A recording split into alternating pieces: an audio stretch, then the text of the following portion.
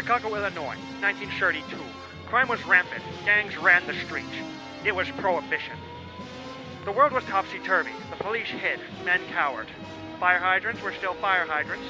Dogs meowed. Cats barked. Fish went moo. The city was in trouble, and it was all up to one man to solve these problems. Detective Harris McGrady, Private Eye, was that man. And this is his story.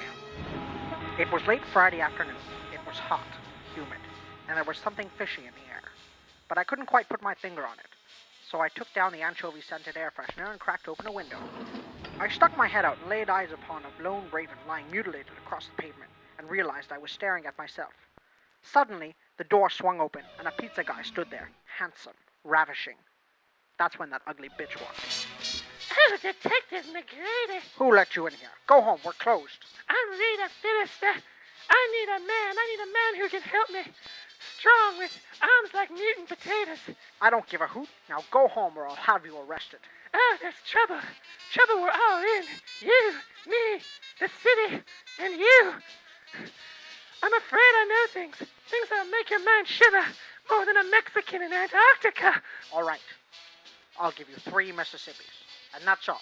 You better hurry. I just came home from book club night on Thursday. 1 Mississippi. I went to go boil some ice before getting up, and suddenly I looked in my closet, and someone stole the Hoover Dam. 3 Mississippi. And my prized anvil collection. If I don't find the Hoover Dam tomorrow, I fear all is lost. And I can give you a small reward.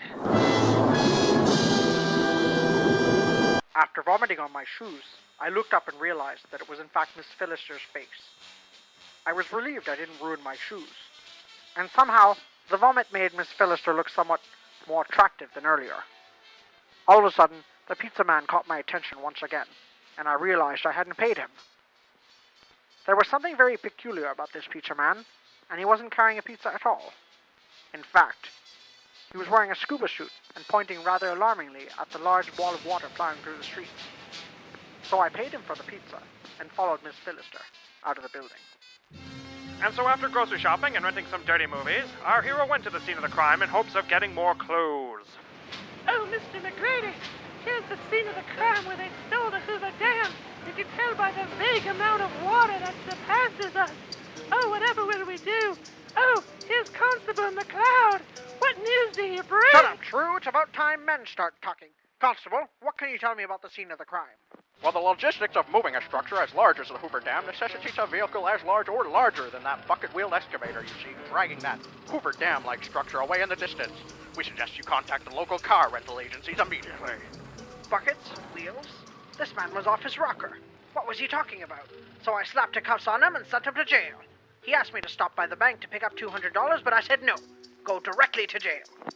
And so our hero took the constable's advice and went to the nearest airport to inquire about the rental of numerous bucket wheel excavators. Pardon me, sir. I was wondering if you could rent me a bucket-wheeled excavator. Yeah, I'd love to, but, no. And why, may I ask, is that? Yo, we fresh out of bucket-wheeled excavators, you know? Tourists come to town, they want the bling-bling. We got a few Saturn V rockets kicking around, you know, if you want to drop into Manhattan from low Earth orbit.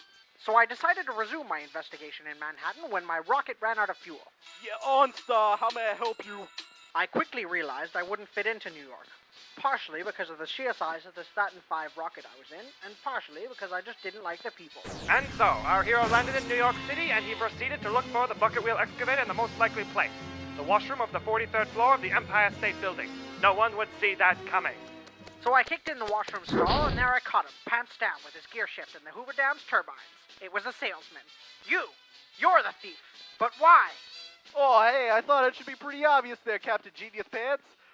She was provocative, you know, had the little skirt, and told me she was 18. Hey, I ain't doing nothing illegal here, am I? Looks like you'll be going to jail, scumbag. Right along with the constable. And with that came the end of our story. A middle-aged, balding car salesman passionately in love with a 1,300-megawatt national monument. Same old story. Our hero returned the dam to Miss Philister, and well, as for the anvils, we may never know. Oh, yeah. Oh, use a naughty anvil. You 18, right? Oh, yeah, I don't care anymore.